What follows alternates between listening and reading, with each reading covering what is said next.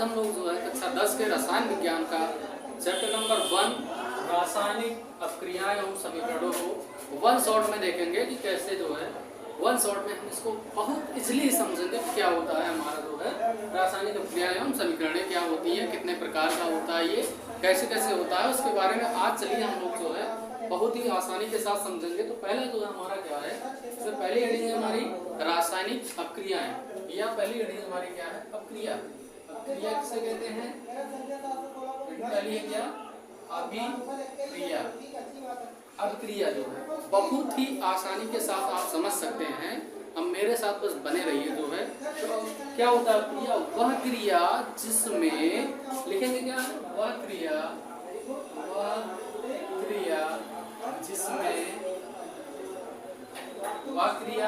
जिसमें पदार्थ के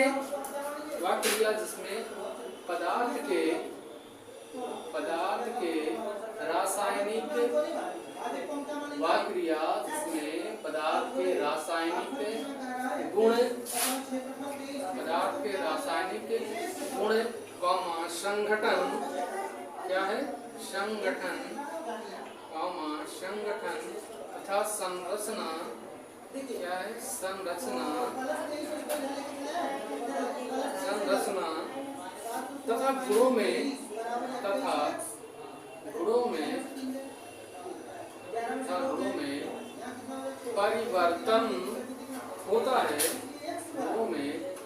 परिवर्तन होता है,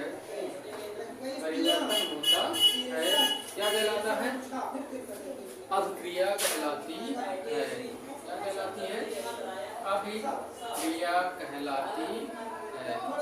ठीक है, क्या होता है? बहुत ही आसानी के साथ, मतलब वह क्रिया जिसमें पदार्थ के रासायनिक गुण, संगठन, संरचना तथा गुणों में परिवर्तन होता है, क्या कहलाती है? अभिक्रिया कहलाती है। इसके बाद आता है हमारा जो है अभिक्रियाओं के प्रकार, टाइप्स ऑफ रिएक्शन। इसके बाद आता है हमारा अभिक्रियाओं के प्रकार। अभिक्रियाओं के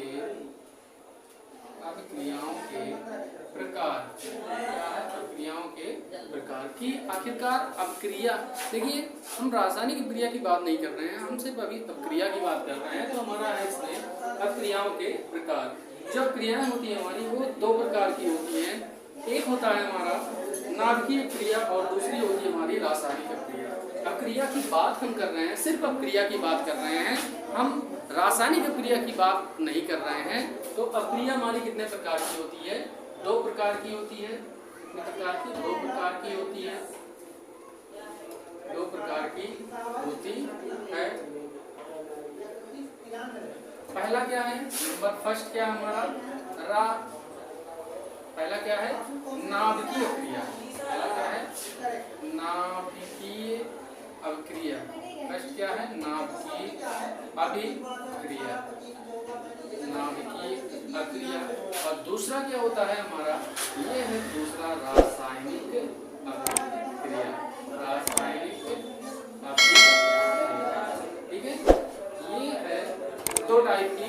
तो अभिक्रिया हमारी कितने प्रकार की है? दो प्रकार की है। फर्स्ट हो गया हमारा नाभिकीय अभिक्रिया, सेकंड हो गया हमारा क्या, रासायनिक अभिक्रिया हो गया। चलिए देखते हैं जो है रासायनिक अभिक्रिया और नाभिकीय अभिक्रिया के साथ होती क्या है। तो इसमें एक एक का अध्ययन हम अलग अलग करेंगे जो है। तो पहला है हमारा, इसमें हमारा पहला होता है नाभिकीय अभिक्रिया के बारे में देखेंगे। तो नाभिकीय अभिक्रिया, चलिए जो है हमारे दो प्रकार के होंगे। तो पहला हम डालेंगे क्या, नाभिकीय अभिक्रिया। तो हमारा है जो है पहला, फर्स्ट नाभिकीय अभिक्रिया। नाभिकीय अभिक्रिया,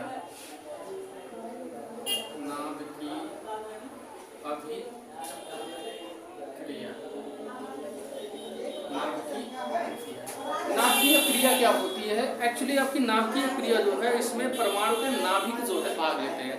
जिन क्रियाओं में परमाणु के नाभिक भाग लेते हैं उन क्रियाओं को क्या कहा जाता है, नाभिकीय अभिक्रिया कहा जाता है। और एक प्रकार के परमाणु दूसरे प्रकार के परमाणुओं से बदल जाते हैं। इस नाभिकीय क्रिया में आपका एक प्रकार का जो परमाणु रहता है वो बदल जाता है किसमें, दूसरे प्रकार के परमाणु में, है ना। और इसमें होता है आपका परमाणु के संगठन, संरचना और गुणों में परिवर्तन होता है। मतलब नाभिकीय क्रिया किस अपक्रिया को कहेंगे? जिस अपक्रिया में परमाणु के नाभिक भाग लेते हैं उन अपक्रियाओं को नाभिकीय अपक्रिया कहते हैं। ये हो गया पहला। दूसरा ये होता है कि जो उसमें भाग लेने वाले क्या रहते हैं? परमाणु रहते हैं।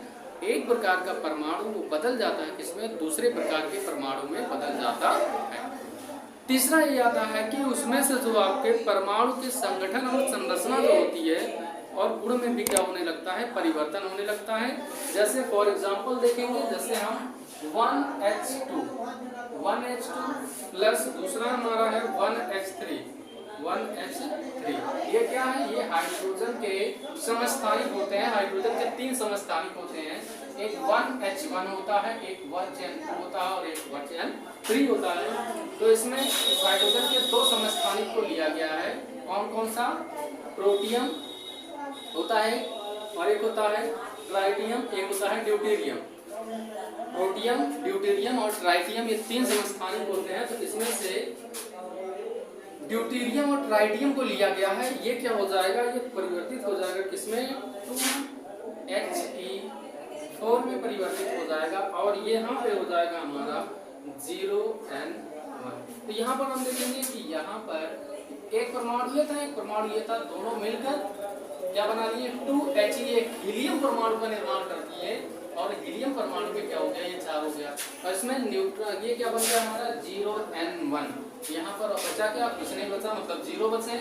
और यहाँ पर क्या बचा हमारा? यहाँ पर बचा हुआ कितना? 1 बचा हुआ है। तो ये इसमें यही अपक्रिया क्या कहलाती है? नाभिकीय अपक्रिया कहलाती है। जब परमाणु के नाभिक भाग ले रहे हैं तो यहाँ पर ड्यूटेरियम का नाभिक भाग रहा है, यहाँ पे ट्राइटियम का नाभिक भाग ले रहा है, इसलिए इसे क्या कहते हैं? नाभिकीय अपक्रिया कहते हैं। दूसरा होता है हमारा रासायनिक अभिक्रिया। ये फर्स्ट टाइप था। सेकेंड टाइप होता है रासायनिक अभिक्रिया। सेकेंड टाइप है रासायनिक अभिक्रिया। सेकेंड टाइप होती है हमारी रासायनिक अभिक्रिया। रासायनिक अभिक्रिया मतलब इसमें परमाणु के बाहरी कक्षा के इलेक्ट्रॉन भाग लेते हैं। परमाणु के बाहरी कक्षा में रासायनिक अभिक्रिया में परमाणु के बाह्यतम कोश में जो इलेक्ट्रॉन रहते हैं इलेक्ट्रॉनों को संयोजी इलेक्ट्रॉन कहते हैं और वही इलेक्ट्रॉन क्या कहते हैं? रासायनिक अभिक्रिया में भाग लेते हैं। वही इलेक्ट्रॉन रासायनिक अभिक्रिया में भाग लेते हैं तथा इसमें क्या होता है? परमाणु के संगठन और संरचना और गुणों में भी परिवर्तन होता है। मतलब परमाणु का जो संगठन, संरचना या गुण रहते हैं वो क्या हो जाते हैं? बदल जाते हैं। जैसे इसमें परमाणु के संगठन, संरचना और गुण जो है बदल जाते हैं, वैसे इसमें भी रासायनिक अभिक्रिया में परमाणु के संगठन, संरचना और गुण बदल जाते हैं। जैसे फॉर एग्जांपल ZNO, एक हम रिएक्शन समझेंगे ZNO plus H2SO4 plus H2SO4। ZNO मतलब जिंक ऑक्साइड और सांद्र सल्फ्यूरिक अम्ल। ये दोनों क्रिया करते हैं तो ये जो है क्या करता है? ये इसके साथ जुड़ जाता है तो ये बना लेता है ZnSO4 जिंक सल्फेट प्लस ये हाइड्रोजन H2 जो है इसके साथ जुड़ जाता बना लेता है H2O का निर्माण करता है। तो इस प्रकार की अपक्रिया को क्या कहते हैं? रासायनिक अपक्रिया कहते हैं, जिसमें उनके बाह्यतम कोश के क्या इलेक्ट्रॉन भाग लेते हैं? इलेक्ट्रॉन भाग लेते हैं। ऐसी अपक्रियाओं को क्या कहते हैं? रासायनिक अपक्रियाएं कहते हैं। उसके बाद आता है रासायनिक अपक्रियाएं क्यों होती है। ये हमारा एक क्वेश्चन है कि रासायनिक अपक्रियाएं क्यों होती हैं? रासायनिक अपक्रियाएं क्यों होती हैं, इसका जो है जवाब आप कमेंट सेक्शन में जरूर बताइएगा। चलिए आगे चलते हैं। जो है इसके बाद आता है हमारा रासायनिक समीकरण। क्रिया के बाद आता है रासायनिक समीकरण। चलिए नोट कर लिए होंगे तो आगे चलते हैं। रासायनिक समीकरण की बात होती है हमारी। आगे क्या है? रासायनिक समीकरण। रासायनिक समीकरण।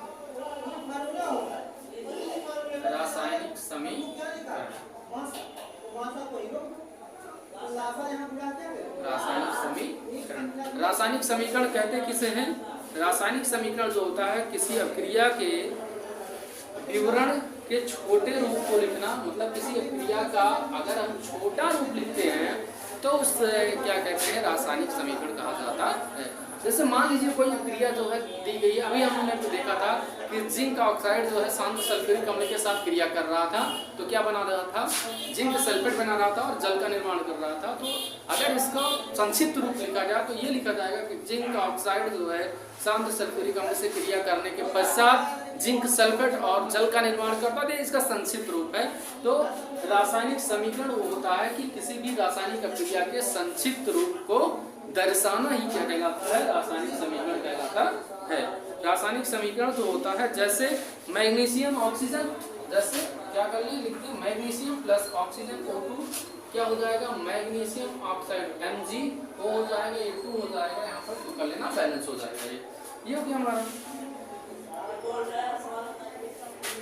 इसके बाद आता है यहाँ पर जो है, या हम कह सकते हैं, इसके बाद ये जो है अभिकारक, यहाँ पे ये पदार्थ क्या होता है, जो रासायनिक अभिक्रिया में भाग लेते हैं उन पदार्थों को अभिकारी पदार्थ या अभिकारक कहते हैं, और अभिक्रिया के पश्चात प्राप्त ये पदार्थ क्या कहते हैं, उत्पाद। मतलब अभिक्रिया में भाग लेने वाले पदार्थों को अभिकारक तथा अभिक्रिया के पश्चात जो बनता है या मिलने वाले पदार्थ को या बनने वाले पदार्थ को क्या कहते हैं, उत्पाद कहा जाता है। इसके बाद आता है रासायनिक समीकरण को लिखना। रासायनिक समीकरण लिखा कैसे जाता है, लिखने की क्या विधि है, रासायनिक समीकरण, उसको सीखे थे हम लोग। तो आगे हमारा है रासायनिक समीकरण। रासायनिक समीकरण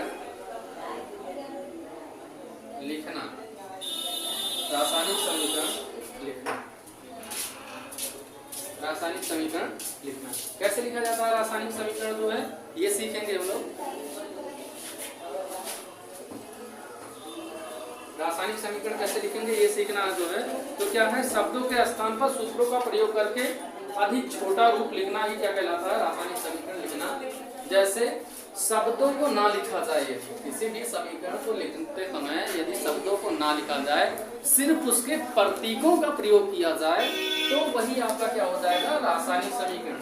जैसे यहाँ पे मैग्नीशियम दिया हुआ था, अगर मैग्नीशियम का नाम ना लिख के उसका हम सूत्र लिखे, Mg लिखे सिर्फ, और क्या लिखें, ऑक्सीजन लिखें, तो यही हमारा क्या कहलाएगा, रासायनिक समीकरण कहलाएगा। जैसे फॉर एग्जांपल हम क्या लिखते हैं, सोडियम लिखते हैं Na, सोडियम। अब ये सोडियम का नाम न लिखा जाए जो है, क्या लिखा जाए, Na लिखा जाए, तो Na+H2O अगर हम लिखें तो क्या बनाएगा, ये NaOH का निर्माण करता है। ये क्या निर्माण करता है, NaOH बनाता है। और दूसरा क्या बनता है हमारा, NaOH के साथ साथ जो है, यहाँ पर बैलेंस कर लेना जो है, NaOH बनता है, और क्या बनेगा,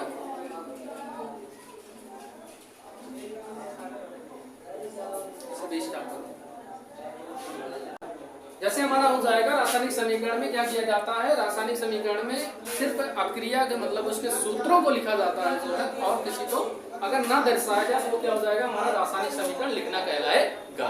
फॉर एग्जांपल जैसे क्या करते हैं, मान लेते हैं हमारा क्या है, सोडियम जो है Na, इस सोडियम के साथ हम क्या लिख रहे हैं, O2 लिख रहे हैं यदि, तो ये क्या हो जाएगा, बताओ क्या होगा, बताओ कितना हो जाएगा, Na2O मतलब सोडियम ऑक्साइड। इसमें से क्या हो जाएगा, देखिए कैसे हुआ, ये सोडियम जो था, सोडियम के बाह्यतम कोश में कितने इलेक्ट्रॉन थे, 1 इलेक्ट्रॉन है। सोडियम के बाह्यतम कोश में 1 इलेक्ट्रॉन हो गए। इस ऑक्सीजन परमाणु पर कितने हैं, 2 होते हैं, इनका हो गया तिरछा मल्टीप्लाई, तो 1 ये हो गया और 2 ये तो क्या बन गया, Na2O का निर्माण हो गया। तो ऐसे क्या लिखा जाता है, हमारा रासायनिक समीकरण लिखा जाता है। इसके बाद आता है हमारा समीकरण को संतुलित करना, मतलब संतुलित रासायनिक समीकरण लिखना आता है। यदि अगला रासायनिक समीकरण संतुलित करना या रासायनिक समीकरण को संतुलन में लाना। संतुलित कैसे किया जाता है कोई भी रासायनिक समीकरण, तो उसमें क्या कर लीजिए, पहले आप अणुओं की संख्या देख लीजिए दोनों तरफ। यदि अणुओं की संख्या जो है समान नहीं है तो इसमें जो है अणुओं की संख्या की कमी है, उसमें उतने से मल्टीप्लाई कर दीजिए, आपका क्या हो जाएगा, रासायनिक समीकरण संतुलित हो जाएगा। जैसे जैसे अभी मैंने यहाँ पर ऊपर ही दिखाया हूँ कि यहाँ पर हमारा पहले क्या था, मैग्नीशियम था और यहाँ पर ऑक्सीजन था। अब हम लोग क्या देख रहे थे, इसको हम लिखते हैं MgO बनाकर। इसी एग्जांपल से समझते हैं। तो यहाँ पर मैग्नीशियम और ऑक्सीजन 2 था, यहाँ पर ऑक्सीजन के 2 अणु थे, तो हमने इसे बैलेंस करने के लिए, बराबर करने के लिए यहाँ पर कितने से गुणा कर दिया, इसमें 2 से गुणा कर दिया। अब यहाँ से जब हमने 2 से गुणा कर दिया तो मैग्नीशियम की संख्या हो गई 2 और जब मैग्नीशियम की संख्या 2 हो गई तो यहाँ पर भी हमने मैग्नीशियम में कितने से मल्टीप्लाई कर दिया, 2 से मल्टीप्लाई कर दिया जो है। तो ऐसे ही आपके रासायनिक समीकरण को संतुलित किया जाता है। चलिए जो है मैं कुछ रासायनिक समीकरणों को लिख रहा हूँ, जो है आप इसको संतुलित करके बताइए क्या क्या होता है, जो है कैसे करेंगे, जो है आप बताना जो है कैसे होगा। क्या है रासायनिक समीकरण, संतुलित करना है रासायनिक समीकरण संतुलित करना। दे रहा हूं कुछ समीकरणों को, उनको आपको संतुलित करना है। तो पहला समीकरण है मेरा Pb NO3 का होल ट्वाइस, PbNO3 का होल ट्वाइस, ये बनाता PbO प्लस NO2 प्लस क्या हो जाएगा O। ये पहला रासायनिक समीकरण है। दूसरा रासायनिक समीकरण हमारा है Fe, दूसरा है FeH2O, क्या करेंगे Fe3O4 प्लस H2 क्या हो जाएगा H2 हो जाएगा। और बस इतना समीकरण 2 कीजिए, जो है आपका 2 बहुत है। एक और लिख लेते हैं, चलिए Na प्लस H2O क्या हो जाएगा NaOH प्लस H। ये 3 रासायनिक समीकरण दिए गए हैं, इसको आपको क्या करना है, संतुलित करना है। संतुलित करने के लिए पहले आप एक एक जो है संतुलित करते जाएंगे तो आप आसानी के साथ समझ सकते हैं कि क्या क्या जो है कैसे कैसे किया जा सकता है। संतुलित कैसे किया जाएगा, जो है जैसे यहाँ पर हमारे क्या करेंगे, यहाँ पर दिया गया है, हम देखेंगे अणुओं की संख्या। चलिए मैं पहला समीकरण करता हूँ, बाकी दोनों को मिटा देता हूँ, आप बाद में कीजिएगा। जो है पहला हम कैसे किया जाएगा, एक बता रहा हूँ डिटेल से, देखिएगा ध्यान से। क्या हो जाएगा, Pb हो गया हमारा NO3 का होल ट्वाइस, और यहाँ से ये हो गया PbO plus NO2 plus O। एक एक स्टेप में चलेंगे। यहाँ पर पहले हम ऑक्सीजन की संख्या देखेंगे। तो ऑक्सीजन हमारे पास कितना हो गया, 3 दूना 6 ऑक्सीजन हो गया। यहाँ पर ऑक्सीजन है 2 2 4 और 1 5 ऑक्सीजन है। इस ऑक्सीजन को 6 करने के लिए हमें यहाँ पर कितने से मल्टीप्लाई करना पड़ेगा, 2 से मल्टीप्लाई करना पड़ेगा। तो हमने जब यहाँ पर 2 से मल्टीप्लाई कर दिया तो अब Pb की संख्या भी कितनी हो गई, 2 हो गई। तो आपको यहाँ पर कितने से मल्टीप्लाई करना पड़ेगा, 2 से मल्टीप्लाई करने का। अब आपका Pb जो है, हम बैलेंस करना चाह रहे थे ऑक्सीजन को, लेकिन हमारा बैलेंस हो गया क्या, Pb हो गया। आगे चलते हैं दूसरे स्टेप में, क्या करेंगे, 2Pb हो गया NO3 का होल ट्वाइस, ये हो जाएगा 2PbO प्लस NO2 और हो गया प्लस O। इसमें जो है अब हमारा फिर से ऑक्सीजन की संख्या देखेंगे। ऑक्सीजन कितना हो गया, 2 3 दूना 6, ये हो गया 3, देखो 6 3 दूना 6, ऐसे हो गया 3 दूना 6 और 6 दूना 12 हो गया। चाहे इस तरह से कीजिए, या 3 दूना 6 और 3 दूना 6, है ना। तो बात वही हुई, आपका कितना हो गया, ये 12 हो गया। तो ऑक्सीजन की संख्या 12 बैलेंस करने के लिए आपको क्या करना पड़ेगा, यहाँ पर जो है आपको 4 से कर दे दिया, 4 से तो कितना हो गया, 4 दूना 8, 8 2 10 और 10 2 12 ऑक्सीजन हो गई। कैसे हुआ, यहाँ पर देखेंगे हम कि यहाँ पर हमारा क्या है, नाइट्रोजन। यहाँ पर हमने नाइट्रोजन को किया था कितना, 2 किया था, 2 यहाँ पर हो गया, 2 यहाँ पे 4 नाइट्रोजन हो गए। नाइट्रोजन यहाँ पर कितना हो गया आपका, 4 हो गया। तो 4 दूना 8 ऑक्सीजन हो गए, 8 2 10 और 10 2 12 हो गए। जो है लगता है ये अच्छे से जो है मैंने एक कर दिया है, बाकी आप दोनों कर सकते हैं। तो आप खुद ही जो है उसको प्रयास कीजिए और उसको संतुलित करके कमेंट सेक्शन में जरूर बताइए कि कितना कितना आया हुआ है आपका। इसके बाद आता है हमारा रासायनिक अभिक्रियाओं के प्रकार। ये इसके बाद आती है रासायनिक अभिक्रियाओं के प्रकार। क्या हो जाएगा, रासायनिक अभिक्रियाओं के प्रकार। रासायनिक अभिक्रियाएं कितने प्रकार की होती है, रासायनिक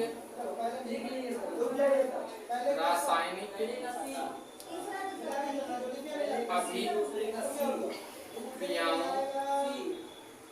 के प्रकार। रासायनिक अभिक्रियाएं कितने प्रकार की होती हैं, कौन बताएगा रासायनिक अभिक्रियाएं कितने प्रकार की होती हैं, बताइए प्रेस बताओ, रासायनिक अभिक्रिया कितने प्रकार की होती है। बताओ कोई रासायनिक अपक्रिया बताओ। पहला हमारा इसमें पढ़ेंगे हम रासायनिक अपक्रिया में एक एक जो है पढ़ते हैं कि कितने प्रकार की होती है। आपको एक साथ होना समझ में आए तो हम लोग एक एक पढ़ते हैं रासायनिक अपक्रिया। तो पहली रासायनिक अपक्रिया हमारी होती है संयोजन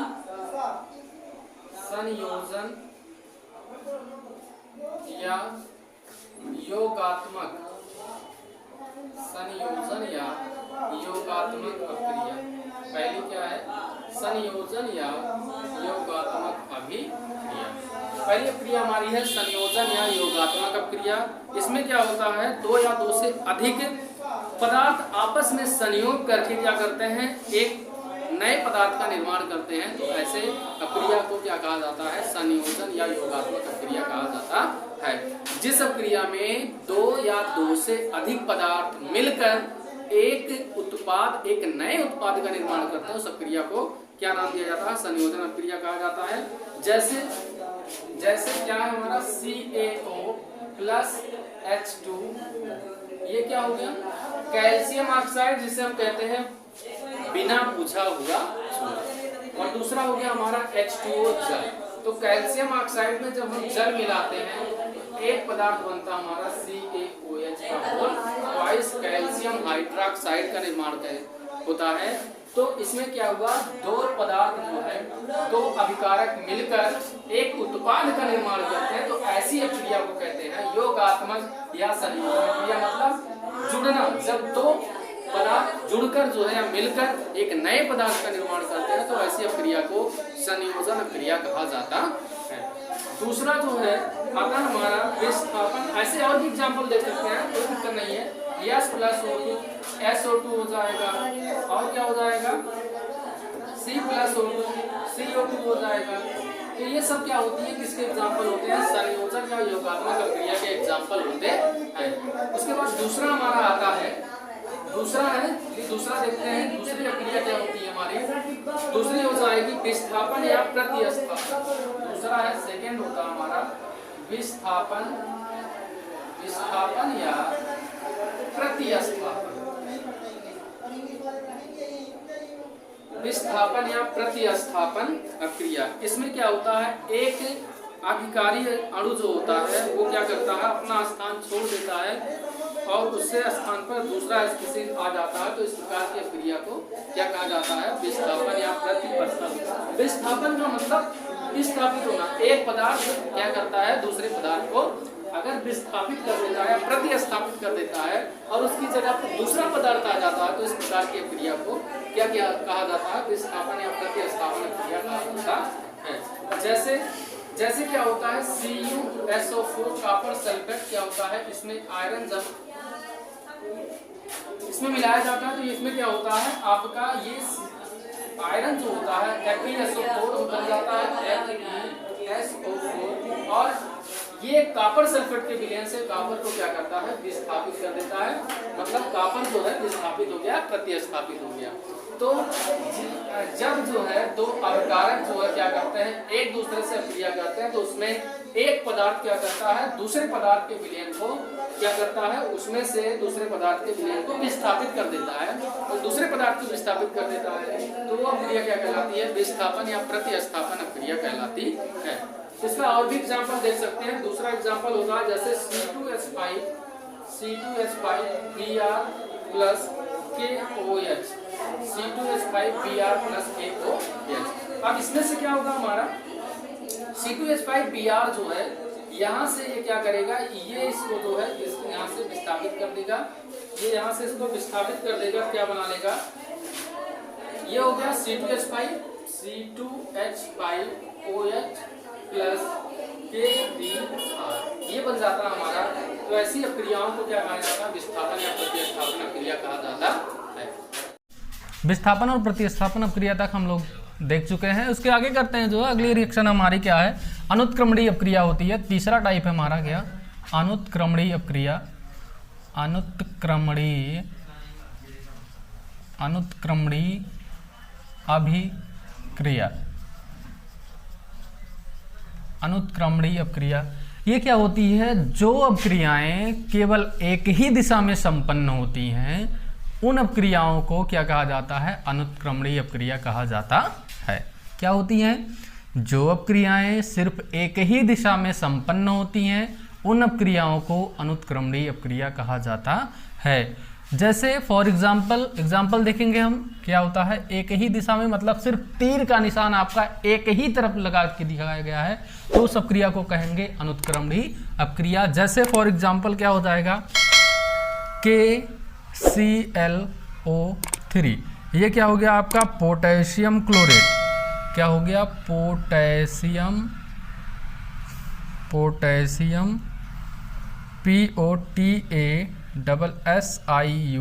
पोटेशियम क्लोरेट, क्या हो गया पोटेशियम क्लोरेट।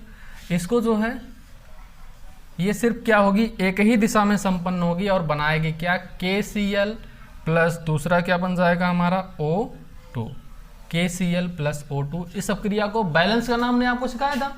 चलिए बैलेंस करते हैं इसको।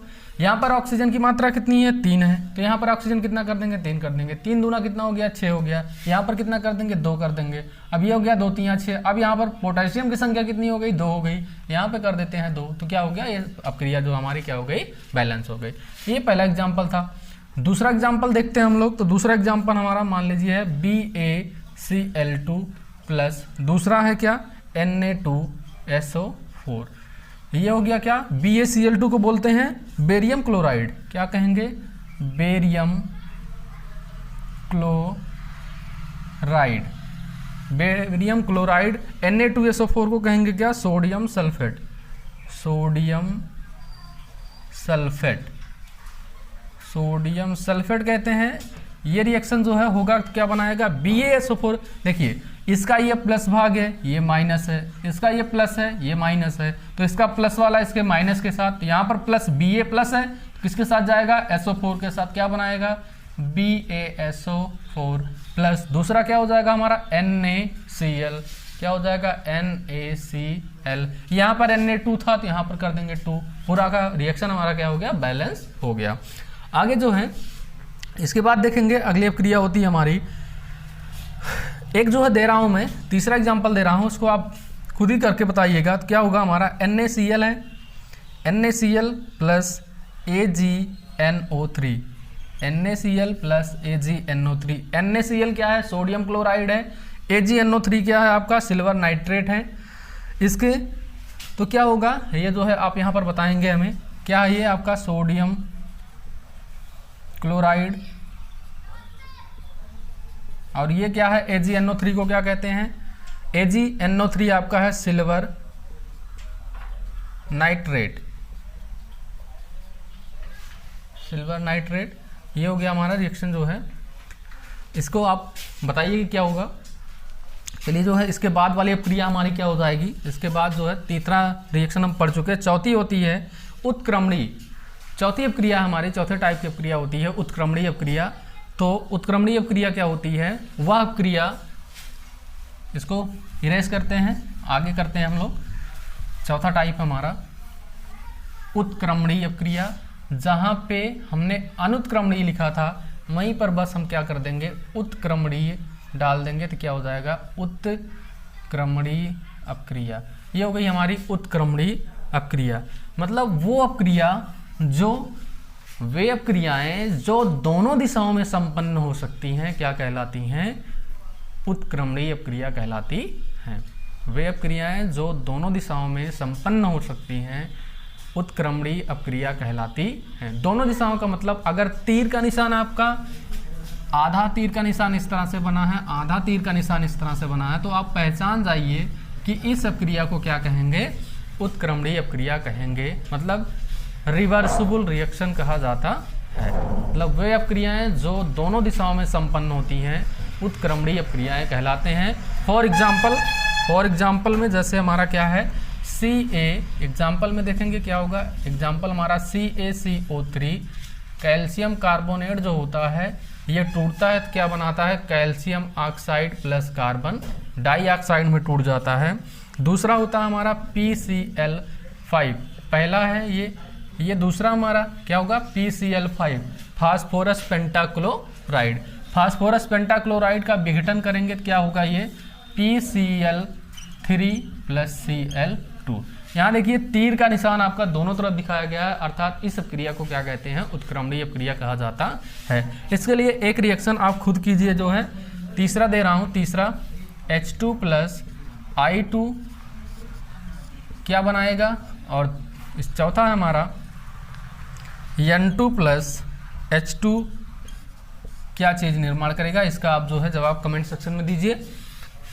ये हमारी हो गई उत्क्रमणीय अपक्रिया, ये चौथी अपक्रिया थी। पांचवी अपक्रिया होती है हमारी अपघटन अपक्रिया। पांचवी अपक्रिया को कहते हैं अपघटन अपक्रिया। अपघटन का मतलब होता है कि वह अनुत्क्रमणीय अपक्रिया जिसमें एक अणु जो है दो या दो से अधिक सरल अणुओं में टूट जाता है।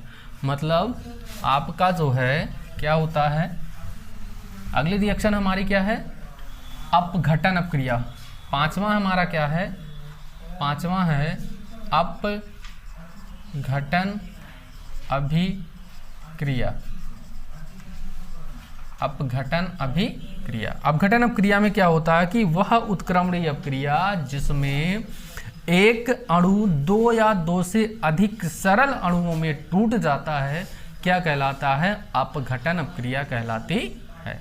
वह अपक्रिया जिसमें एक सरल अणु दो या दो से अधिक अणुओं में टूट जाता है, क्या कहलाती है, अपघटन अपक्रिया कहलाती है। ठीक है, ये किस प्रकार की अपक्रिया होती है, अनुत्क्रमणीय अपक्रिया होती है, केवल एक ही दिशा में संपन्न होने वाली अपक्रिया है। जैसे फॉर एग्जाम्पल जैसे NaCl, एग्जाम्पल में क्या देंगे, NaCl plus AgNO3। NaCl plus AgNO3 मिलके क्या बनाएगा, यहाँ से इसका प्लस भाग ये माइनस हो गया, ये प्लस हो गया, ये माइनस हो गया, क्या बनाएगा, इसका प्लस वाला इसके माइनस के साथ क्या हो जाएगा, AgCl प्लस इसका जो है NaNO3, इसका क्या नाम हो गया, सोडियम क्लोराइड। इसका नाम है क्या, सिल्वर नाइट्रेट। इसका नाम क्या है, सिल्वर क्लोराइड। और ये हो गया हमारा सोडियम नाइट्रेट। तो ये जो है सिर्फ एक ही दिशा में संपन्न हो रही है। मतलब जो पदार्थ होता है वो क्या होता है, जिसमें से एक अणु जो होता है वो क्या हो रहा है, दो या दो से अधिक अणुओं में टूटकर वियोजित हो जा रहा है, मतलब टूट जा रहा है। तो ऐसी अपक्रिया को हम क्या कहते हैं, अपघटन अपक्रिया कहते हैं। मतलब ये, और यहाँ पर देखिए तीर का निशान लगा हुआ, और ये किसका निशान है, किस प्रकार की अपक्रिया का निशान है, अनुत्क्रमणीय अपक्रिया का निशान है। एग्जाम्पल पहला था हमारा, दूसरा समझेंगे जो है, दूसरा हो जाएगा हमारा CH3COOH plus NaOH, CH3COOH plus NaOH। यहाँ से ये हो जाएगा हमारा, यहाँ पर इसका ये इतना भाग जो है नेगेटिव है, ये आपका पॉजिटिव है, और यहाँ ये पॉजिटिव है, ये नेगेटिव है। तो ये इसके साथ मिलके जो है, ये इसके साथ मिलके क्या बनाएगा, H2O का निर्माण करेगा। बाकी ये बन जाएगा आपका CH3COONE, सोडियम। ये सोडियम का यौगिक बन गया, और ये आपका क्या हो गया, ये CH3COO, ये Na के साथ जुड़ गया, और ये हमारा H और OH मिलके क्या बना लिए, H2O का निर्माण कर लिए। तो ऐसी अपक्रियाओं को क्या कहते हैं, अपघटन अपक्रिया कहा जाता है। ऐसी अपक्रियाओं को अपघटन अपक्रिया कहा जाता है। ये पांचवी अपक्रिया हुई हमारी। छठवीं अपक्रिया की बात करेंगे तो छठवीं अपक्रिया होती है ऊष्माक्षेपी अपक्रिया। छठवीं अपक्रिया हमारी है ऊष्माक्षेपी। छठवां टाइप है ऊष्माक्षेपी अपक्रिया। आगे है हमारा ऊष्माक्षेपी अपक्रिया। ऊष्माक्षेपी में क्या होती है, जिस अपक्रिया में ऊष्मा उत्सर्जित होती है उस अपक्रिया को कहेंगे ऊष्माक्षेपी अपक्रिया। जिस अपक्रिया में ऊष्मा क्या होती है, उत्सर्जित, मतलब अगर अपक्रिया हो रही है और अपक्रिया के दौरान यदि उसमें से ऊष्मा निकल रही है तो उस अपक्रिया को क्या कहेंगे, ऊष्माक्षेपी अपक्रिया कहेंगे। जैसे फॉर एग्जांपल C+O2 मिलके क्या बनाता है, CO2 का निर्माण करता है। तो इसमें से जो है आपका लगभग 94.4 किलो कैलोरी ऊर्जा जो है क्या होती है, बाहर आती है इस अपक्रिया को होने में। जैसे हम क्या करते हैं, जो हमारा हम लोग जब मार्केट से चूना लेके आते हैं तो चूने को जब क्या किया जाता है, पानी में डाला जाता है, उस समय देखा जाता है कि उसमें से क्या निकलती है, ऊष्मा निकलती है। तो वो भी आपकी क्या है, एक प्रकार की ऊष्माक्षेपी अपक्रिया का एग्जाम्पल है। तो हमारा ये हो जाएगा C+O2 हो गया। दूसरा करेंगे अपक्रिया H2 + O2 मिलकर क्या बनाता है H2O। H2O का निर्माण करता है। यहाँ ऑक्सीजन 2 है तो यहाँ पर क्या कर लो 2 कर लो, यहाँ पर क्या कर दो 2 कर दो। ये हो गया जो है। इसको बनने में लगभग कितनी 137 किलो कैलोरी ऊष्मा क्या होती है मुक्त होती है। तो इस प्रकार की अपक्रियाओं को कौन सी अपक्रिया कहते हैं ऊष्मा क्षेपी अपक्रिया कहा जाता है। जिस अपक्रिया के होने के दौरान उसमें से ऊष्मा उत्सर्जित होती है उस प्रकार की अपक्रिया को क्या कहते हैं ऊष्मा क्षेपी अपक्रिया कहते हैं। ठीक है। इसके बाद 7वां आता है हमारा। 7वां है ऊष्मा शोषी अपक्रिया। ऊष्मा शोषी अभिक्रिया। नाम से ही स्पष्ट है कि जिस अपक्रिया में ऊष्मा अवशोषित होती है। क्या है देखिए ऊष्मा शोषी है ना। तो जिस अपक्रिया में ऊष्मा क्या हो अवशोषित हो, मतलब अपक्रिया हो रही है और उसको ऊष्मा देना पड़े यदि, तो उस अपक्रिया को क्या कहेंगे ऊष्मा शोषी अपक्रिया कहेंगे। तो जिस अपक्रिया के होने के दौरान उसमें से क्या हो ऊष्मा अवशोषित हो उस अपक्रिया को ऊष्मा शोषी अपक्रिया कहा जाता है। जैसे क्या होता है फॉर एग्जाम्पल हमारे पास है PCl5। एग्जाम्पल क्या है PCl5 + Cl2। PCl5 क्या है फास्फोरस पेंटाक्लोराइड + Cl2। इसको होने में इस अपक्रिया को होने में क्या होती है PCl5 ये जो है PCl5 अपक्रिया जब होती है तो इस अपक्रिया को पूर्ण होने में क्या किया जाता है इसमें से ऊष्मा देनी पड़ती है इस अपक्रिया को, तब जाके ये PCl3 + Cl2 में टूटता है। मतलब तब जाके ये फास्फोरस ट्राइक्लोराइड PCl3 और Cl2 में टूटता है। तो इस प्रक्रिया के दौरान अगर हम Q को उधर ले जाएं देखिए तो Q बराबर क्या हो जाएगा माइनस जो भी मान दिया जाएगा जो है उसका निगेटिव मान आएगा। और जब भी अगर आपको ऊष्मा शोषी और ऊष्मा क्षेपी अपक्रिया पहचानना है तो क्या कीजिए यदि पॉजिटिव मान दिया गया है, यदि ऊष्मा का मान पॉजिटिव में है तो समझ जाइए कौन सी अपक्रिया की बात कर रहा है ऊष्मा क्षेपी अपक्रिया की बात कर रहा है। यदि जो है इस ऊष्मा का मान क्या है नेगेटिव में है और उस साइड लिखा गया है तो समझ जाइए कि कौन सा है आपका ऊष्मा शोषी अपक्रिया का एग्जाम्पल है। तो दूसरा होता है N2 + O2। N2 + O2 इस अपक्रिया को संपूर्ण होने में इस अपक्रिया में क्या करनी पड़ती है ऊष्मा बाहर से देनी पड़ती है, तब जाके बनाता है NO का निर्माण करता है। तो वही होता है कि जिस अपक्रिया को संपन्न होने में क्या किया जाता है उसको ऊष्मा दी जाए या वो अपक्रिया क्या करे ऊष्मा अवशोषित करे, तो ऐसी अपक्रियाओं को क्या कहते हैं ऊष्मा शोषी अपक्रिया कहा जाता है। ऊष्मा क्षेपी में आपका क्या होता है इसका मान जो है पॉजिटिव आएगा और ऊष्मा शोषी में इसका मान जो है ऊष्मा का मान क्या आएगा नेगेटिव आएगा। ये ध्यान रखिएगा, ये जो है आपको आगे भी मिलता रहेगा। चलिए अगला टाइप हमारा 7 टाइप हो गया हमारा। 8वां पढ़ेंगे द्विविस्थापन।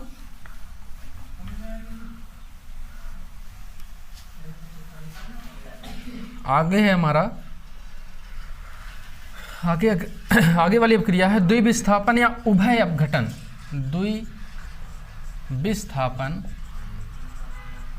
द्विविस्थापन या उभय अपघटन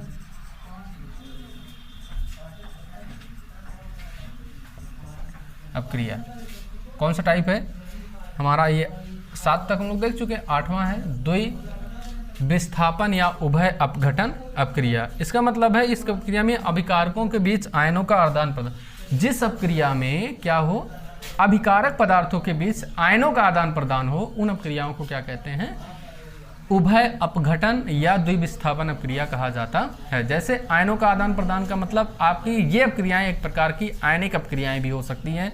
जैसे जिन अपक्रियाओं में अभिकारक पदार्थ, अभिकारक मतलब जो तीर के पहले लिखा जाता है, मतलब जो रासायनिक अपक्रिया में भाग लेते हैं पदार्थ, उन पदार्थों को अभिकारक कहते हैं। रासायनिक अपक्रिया के बाद जो प्राप्त होते हैं उन्हें क्या कहते हैं उत्पाद कहा जाता है। तो जिन अपक्रियाओं में क्या हो आयनों का आदान प्रदान हो, अभिकारकों के मध्य आयनों का आदान प्रदान हो, ऐसी अपक्रियाओं को क्या कहेंगे द्विविस्थापन या उभय अपघटन अपक्रिया कहेंगे। जैसे फॉर एग्जांपल इसके लिए देखेंगे क्या होगा, NaCl प्लस AgNO3, ये है, ये रिएक्शन पहले भी दिखा चुके हैं हम लोग। तो ये क्या होगा, Na पॉजिटिव है, Cl निगेटिव है, और ये क्या हमारा, ये पॉजिटिव है, ये निगेटिव है। अब आयनों का आदान प्रदान का मतलब Na पॉजिटिव जो है क्या करेगा, प्लस NO3 निगेटिव के साथ जुड़ेगा, तो क्या बनाएगा, NaNO3, सोडियम नाइट्रेट का निर्माण करेगा। और जो हमारा Cl निगेटिव आयन है वो क्या करेगा, Ag पॉजिटिव आयन के साथ जुड़ेगा और क्या बनाएगा, AgCl का निर्माण करेगा। तो ये जो है जिस अपक्रिया में क्या हो रहा है, इसमें जो है देखिए आयन का आदान प्रदान, मतलब इसका पॉजिटिव इसके निगेटिव के साथ, इसका निगेटिव इसके पॉजिटिव के साथ क्या है, आदान प्रदान हो रहा है एक दूसरे का, मतलब एक दूसरे के साथ मिलकर ये एक जो है अलग जो है यौगिक का निर्माण कर रहे हैं। तो ऐसी अपक्रियाओं को क्या कहते हैं, द्विविस्थापन या उभय अपघटन अपक्रिया नाम दिया जाता है। ठीक है, आगे भी जो है और भी एग्जाम्पल है, हम लोग कर सकते हैं, कर चुके हैं जो है। तो चलिए अगली अपक्रिया हमारी आती है ऑक्सीकरण या ऑक्सीकरण। अगली अपक्रिया है 8 हो गया, ये 9वीं अपक्रिया हमारी है ऑक्सीकरण। ऑक्सीकरण अपक्रिया, ऑक्सीकरण अभिक्रिया, या इसी को जो है उपचयन अपक्रिया के नाम से भी जाना जाता है। किस नाम से, उपचयन अपक्रिया के नाम से भी जाना जाता है, उपचयन अभिक्रिया। ऑक्सीकरण या उपचयन अपक्रिया के नाम से किसे जाना जाता है, जो आपकी ऑक्सीकरण अपक्रिया होती है उसे दूसरा नाम क्या है उसका, उपचयन अपक्रिया के नाम से भी उसे जानते हैं। मतलब इसमें क्या होता है, ऑक्सीजन अलग होती है, जिन अपक्रियाओं में आपका ऑक्सीजन जुड़ती है, सॉरी ऑक्सीकरण है ना, हाँ, तो जिन अपक्रियाओं में ऑक्सीकरण क्या होती है, ऑक्सीजन का जुड़ना, ऑक्सीजन का जुड़ना क्या कहलाता है, ऑक्सीकरण कहलाती है। जिस अपक्रिया में ऑक्सीजन जुड़ती है उस अपक्रिया को ऑक्सीकरण अपक्रिया कहते हैं। जैसे एग्जाम्पल, जैसे समझेंगे एग्जाम्पल हमारा क्या है, ऑक्सीजन का जुड़ना, जैसे CH2 plus O2, H2 plus O2 क्या बनाता है, देखिए ऑक्सीजन यहाँ पर जुड़ रहा है इसके साथ, तो क्या हो जाएगा H2O। दूसरा हो जाएगा Cu प्लस O2, क्या हो जाएगा CuO। बैलेंस कर लीजिएगा, यहाँ पर है 2, यहाँ पर 2, तो यहाँ पर कर लीजिए 2 और यहाँ पर कर दीजिए 2। यहाँ पर ऑक्सीजन की संख्या कितनी है, 2 है, यहाँ पर ऑक्सीजन कितना है, 1 है, तो यहाँ पर कितना कर देंगे 2, यहाँ पर कितना कर देंगे 2। ये अपक्रिया देखिए, जिस अपक्रिया में ऑक्सीजन जुड़ती है उस अपक्रिया को कहते हैं ऑक्सीकरण अपक्रिया या उपचयन अपक्रिया के नाम से जाना जाता है। ऑक्सीजन का जुड़ना क्या कहलाता है, ऑक्सीकरण या उपचयन अपक्रिया कहलाती है। 10वें पे आते हैं, हमारा क्या है, अपचयन, अपचयन अपक्रिया। इसे क्या कहेंगे, अपचयन अपक्रिया। अपचयन अपक्रिया का मतलब जिस अपक्रिया में आपका हाइड्रोजन का योग होता है उस अपक्रिया को क्या कहते हैं, अपचयन अपक्रिया कहा जाता है। हाइड्रोजन का जुड़ना और ऑक्सीजन का बाहर निकलना अपचयन अपक्रिया कहलाती है। जिस अपक्रिया में आपका हाइड्रोजन जुड़ेगा उस अपक्रिया को क्या कहेंगे, अपचयन अपक्रिया कहते हैं। जैसे अपचयन अपक्रिया के लिए भी एग्जाम्पल देखते हैं, जैसे क्या होता है अपचयन अपक्रिया में, एग्जाम्पल हो जाएगा आपका CuO प्लस H2। CuO ये क्या है, क्यूप्रस ऑक्साइड प्लस क्या है H2, हाइड्रोजन का जुड़ना, तो क्या बनाएगा, ये बनाएगा, इसमें से ये कॉपर को विस्थापित कर देगा, तो क्या होगा Cu अलग हो जाएगा और ये बना लेगा H2O बन गया। दूसरा एग्जाम्पल, दूसरा देख सकते हैं क्या हो जाएगा, दूसरा ZnO plus C, ZnO plus C, इसमें क्या हो जाएगा Zn प्लस क्या हो जाएगा CO। तो ये एक ऑक्सीजन अलग होती है। ऐसे भी याद रखते हैं, जिन अपक्रियाओं में ऑक्सीजन क्या होती है, अलग होती है, उन अपक्रियाओं को क्या कहते हैं, अपचयन अपक्रिया कहा जाता है। देखिए ऑक्सीजन क्या हो रहा, अलग हो रहा, पहले ZnO था, ये धातु के साथ जुड़ा हुआ था, धातु ऑक्साइड था, तो ये इसके साथ जो है क्या हुआ, अलग हो गया और बना लिया क्या, कार्बन मोनोऑक्साइड। इसको कहते हैं कार्बन मोनोऑक्साइड के नाम से जाना जाता है। तो ऑक्सीकरण हो गई, ऑक्सीजन का जुड़ना क्या कहलाएगा, ऑक्सीकरण या उपचयन अपक्रिया कहलाती है। तथा दूसरा हमारा है अपचयन में क्या होता है, ऑक्सीजन का अलग होना या हाइड्रोजन का जुड़ना क्या कहलाती है, अपचयन अपक्रिया कहलाती है। ये एग्जाम्पल आपके सामने है। चलिए आगे जो है 10 हो गया हमारा। 11वीं अपक्रिया देखते हैं हम, ऑक्सीकरण अपचयन अपक्रिया या जिसको हम कहते हैं रेडॉक्स अपक्रिया। अगला हमारा ऑक्सीकरण अपचयन अपक्रिया या रेडॉक्स अपक्रिया क्या है, रेडॉक्स अपक्रिया, रेडॉक्स अभिक्रिया कौन सी है, 11वीं है, रेडॉक्स अपक्रिया। रेडॉक्स अपक्रिया में जो है देखिए रेडॉक्स, इसको अगर लिखा जाए तो REDOX, रेडॉक्स रिएक्शन लिखा जाएगा। और रेडॉक्स रिएक्शन में हम क्या करेंगे, अगर हम इसको अलग करें REDOX को, तो ये हमारा क्या है, दो से मिलके जुड़ा हुआ, एक बना हुआ रेड प्लस दूसरा क्या है ऑक्स। रेड का मतलब होता है रिडक्शन, रेड का मतलब हो गया रिडक्शन, ऑक्स का मतलब हो गया ऑक्सीडेशन, ऑक्स का मतलब हो गया ऑक्सीडेशन, मतलब जिन अपक्रियाओं में इसका मतलब हो गया अपचयन, अपचयन,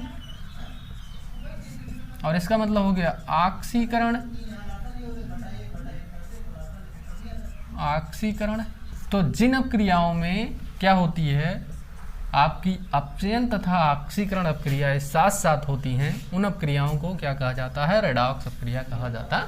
ये क्या हुआ, अपचयन हो रहा है, ऑक्सीकरण हो रहा है, मतलब साथ साथ एक ही अपक्रिया में यदि दोनों संपन्न हो तो इस प्रकार की अपक्रिया को क्या कहेंगे, ऑक्सीकरण अपचयन अपक्रिया या रेडॉक्स अपक्रिया कहा जाता है। जिन अपक्रियाओं में ऑक्सीकरण तथा अपचयन दोनों एक साथ संपन्न होती है, उन अपक्रियाओं को ऑक्सीकरण तथा अपचयन अपक्रिया कहा जाता है। चलिए एग्जाम्पल देते हैं। एग्जाम्पल क्या हो जाएगा इसका, एग्जाम्पल हो जाएगा रेडॉक्स अपक्रिया का, जैसे CuO प्लस H2, ये मिलके क्या बना रहा है हमारा Cu प्लस H2O। अब क्या करेंगे, यहाँ से देखेंगे, यदि आपको पता तो H2 से ये बन रहा क्या H2O, अर्थात इसका क्या हो रहा है, इसकी संख्या में वृद्धि हो रही है।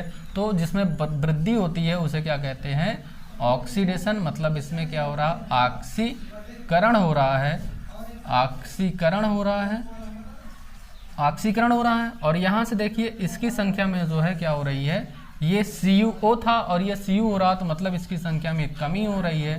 तो इस अपक्रिया को क्या कहेंगे, अपचयन अपक्रिया कहेंगे। तो जिस अपक्रिया में क्या हो रही है, ऑक्सीकरण और अपचयन दोनों साथ साथ हो रही है, उन अपक्रियाओं को क्या कहेंगे, रेडॉक्स अपक्रिया कहते हैं। तो दूसरा एग्जाम्पल हो जाएगा हमारा सेकंड, ये पहला था, सेकंड एग्जाम्पल क्या है, ZnO, हमने अभी देखा था ZnO plus C, ZnO plus C में हमने क्या बनाया था, Zn प्लस क्या किया था, CO बना था हमारा। अब C से ये क्या हो रहा है, CO हो रहा है, और ये Zn से क्या बन रहा है, ZnO से क्या निर्माण कर रहा है, Zn बन रहा है। तो इस अपक्रिया को क्या कहेंगे, ऑक्सीकरण अपचयन अपक्रिया। मतलब इस प्रक्रिया में आपका यहाँ पर ऑक्सीडेशन हो रहा है, ऑक्सीडेशन हो रहा है, और यहाँ पर क्या हो रहा है, रिडक्शन हो रहा है, मतलब दोनों क्रियाएं साथ साथ चलती हैं। तो ऐसी अपक्रियाओं को हम क्या कहते हैं, ऑक्सीकरण अपचयन अपक्रिया कहते हैं। अगर ये समझ में आया, अच्छे से समझिएगा, जो है बहुत अच्छा ही कॉन्सेप्ट है। तो आगे चलते हैं। इसके बाद जो है हमारी आती है, इसके बाद जो है वियोजन अपक्रिया, अभी एक बची हुई है, वियोजन अपक्रिया बची हुई है, ये आगे समझते हैं। वियोजन अपक्रिया,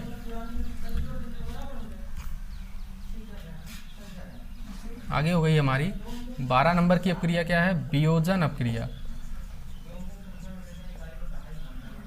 वियोजन अभिक्रिया, वियोजन अभिक्रिया। वियोजन अपक्रिया में क्या होता है आपका, वियोजन अपक्रिया में होता है कि एक अणु जो होता है 2 या 2 से अधिक सरल अणुओं में टूट जाता है, वो क्रिया जिसमें एक अणु 2 या 2 से अधिक सरल अणुओं में टूट जाए, ऐसी अपक्रिया को क्या कहेंगे? वियोजन अपक्रिया कहते हैं। वह क्रिया जिसमें एक अणु 2 या 2 से अधिक सरल अणुओं में टूट जाता है, वियोजन अपक्रिया कहलाती है। फॉर एग्जाम्पल इसमें भी देख सकते हैं, हम लोग देख चुके हैं हम लोग, तो एग्जाम्पल सिर्फ देखना है। एग्जाम्पल देखते हैं क्या होगा। जैसे NH4Cl अमोनियम क्लोराइड है।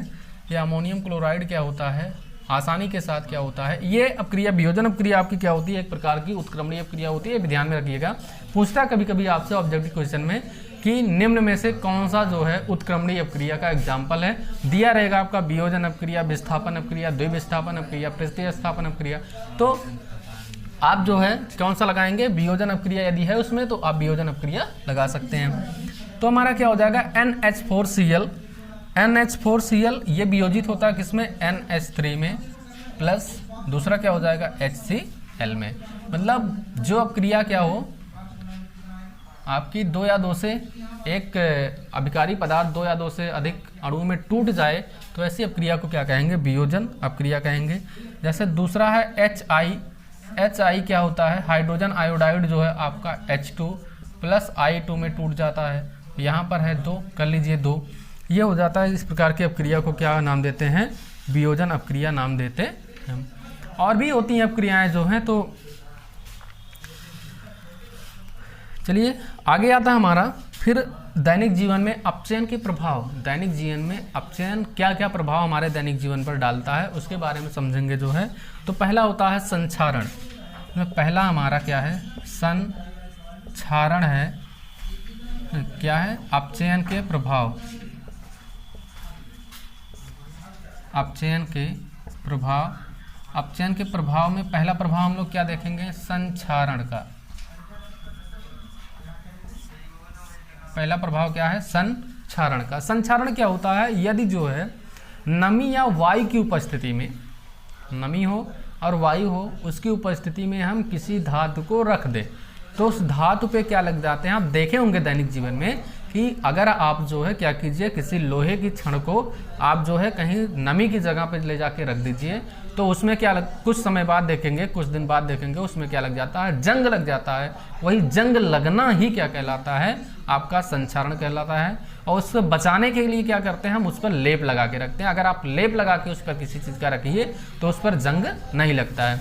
तो संक्षारण हमारा वही होता है कि नमी या वायु की उपस्थिति में धातुओं की सतह पर जंग का लगना क्या कहलाता है? संक्षारण कहलाता है। अर्थात जैसे क्या होता है? आयरन हो गया, हमने लोहा ले लिया, लोहे को हमने क्या किया? ऑक्सीजन की उपस्थिति में और कहाँ? नमी की उपस्थिति में रख दिया, तो ये हमारा क्या बना लेता है? Fe2O3 × XH2O का निर्माण कर लेता है। तो ये जो है ये किसका फार्मूला होता है? ये आप जानिए किसका फार्मूला होता है? इसे जंग कहते हैं। जंग का फार्मूला है Fe2O3 × XH2O। ये जो है यही होता है आपका कि नमी या वायु, देखिए वायु हो गया, ये नमी हो गई, नमी मतलब जल। नमी या वायु की उपस्थिति में धातुओं की सतह पर जंग का लगना क्या कहलाता है? संक्षारण कहलाता है। यदि आप धातु को रख देंगे उसके संपर्क में, तो क्या हो जाएगा? वो आपके सतह पर जंग लग जाएगी। तो दूसरा होता है विकृति गंधिता। पहला हो गया संक्षारण, अपचयन के प्रभाव में पहला प्रभाव हो गया संक्षारण, दूसरा प्रभाव है विकृत गंधिता। सेकेंड है हमारा विकृत गंधिता। विकृति गंधिता क्या होता है? जब जो है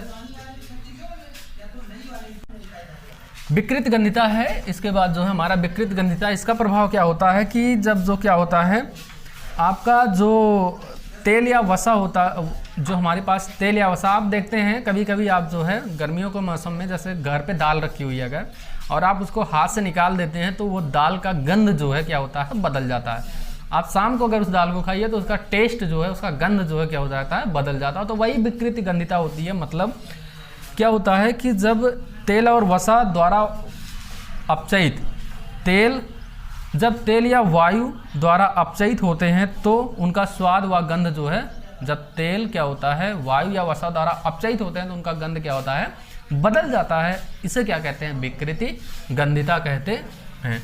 विकृति गंधिता मतलब क्या हुआ, जब तेल या वायु, तेल या वसा, जब तेल या वसा वायु द्वारा क्या हो जाते हैं, अपचयित हो जाते हैं।